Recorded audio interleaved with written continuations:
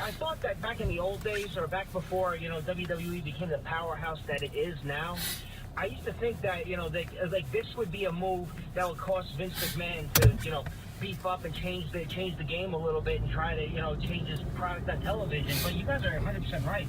This is gonna cause him to throw money around, and yeah, wrestlers are gonna have to weigh the options. The options, pros and cons. The pros, they're gonna get not only money but financial revenue, the opportunities that they don't have on the Indies or in Ring of Honor or even in New Japan or anything like that.